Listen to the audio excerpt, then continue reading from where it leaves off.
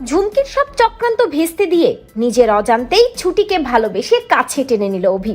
এক হলো দুজনে। প্রতিজ্ঞা ধারাবাহিকে দেখা যায় অভিকে কিছুতেই বিশ্বাস করতে পারে না ছুটি। যখনই অভি ছুটিকে একটা জায়গায় বসতে বলে, ছুটি বসে ঠিকই, কিন্তু অভি পাশে এসে বসলে ছুটি লাফিয়ে উঠে দাঁড়ায় এবং কোনোভাবেই অভিকে কাছে আসতে দেয় না। অভি ছুটিকে বলে, এই আপনার আমাকে দেখে কি মনে হয়? হ্যাঁ, আমি কি ক্যারেক্টারলেস?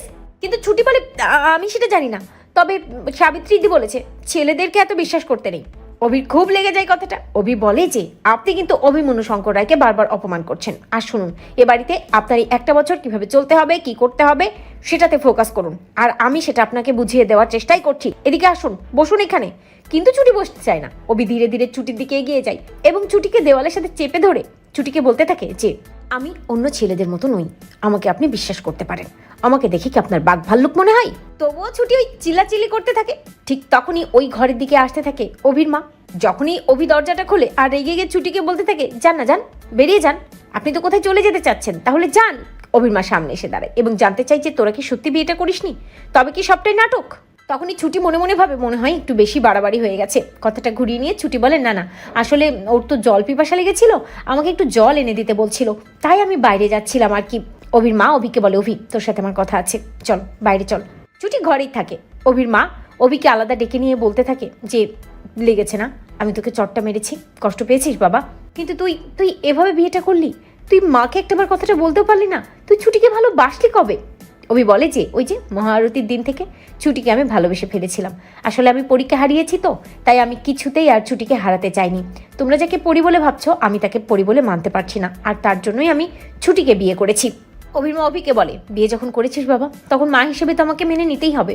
কাল কিন্তু ভাত কাপড়ের অনুষ্ঠান, আর আমি ছোট করে হলেও সবটার আয়োজন করব, শিখা সবটা সামলে নেবে। অভি তার মাকে জড়িয়ে ধরে বলে, আমি জানি মা তুমি কষ্ট পাচ্ছ, কিন্তু মনে রেখো তোমার ছেলে কোনো খারাপ কাজ করতে পারে না, কোনো খারাপ কাজ করতে পারে না। এরপরে দেখা যায় সকাল হয়ে যায়, ভাত কাপড়ের অনুষ্ঠান শুরু হয়ে যায়। অভি ছুটির ভাত কাপড়ের দায়িত্ব নেয় এবং ইন্দ্র বলতে থাকে আজ কিন্তু ফুলসজ্জা। ইন্দ্র ফুলসজ্জার ঘরটা খুব সুন্দর করে সাজিয়েও দেয়। তবে ছুটি বেশ ভয়ে ভয়ে থাকে, ভাবতে থাকে না না না, উকিল স্যারের সাথে এই ঘরে কিছুতেই থাকা যাবে না আজকে। ছুটি তুই কিন্তু ফেসে যেতে পারিস, কি যে হবে কিছুই বুঝতে পারছি না, বাইরে এতগুলো লোকজন, ভেতরে উকিল স্যার, করবোটা কি আমি? অন্যদিকে অভি ঘরে আসে আর ছুটি চমকে যায়। অভিকে বলে, এ কি আপনি এ ঘরে? অভি বলে, তা আমি এ ঘরে আসবো না? এটা তো আমারই ঘর, তাই না? আর তাছাড়া আজকে তো ফুলসজ্জা, বাইরে সবাই জানে যে আজকে ফুলসজ্জা, আমি এ ঘরে না এলে কি হবে বুঝতে পেরেছেন? অন্যদিকে দেখা যায় ছুটি ভয় পেয়ে যায়, ভাবতে থাকে কি বলছে উকিল স্যার এসব, এবার কি হবে? উনি কোথায় ঘুমাবেন আর আমি কোথায় ঘুমাবো? ছুটি মেঝেতে ফপাস করে শুয়ে পড়ে আর অভিকে বলে, আমি এখানেই শোবো। অভি বলে, আরে কি করছেনটা কি, আপনি উপরে ঘুমন, কোনো অসুবিধা নেই, আমি আমি সোফায় ঘুমিয়ে পড়ছি, আপনি উপরে ঘুমন।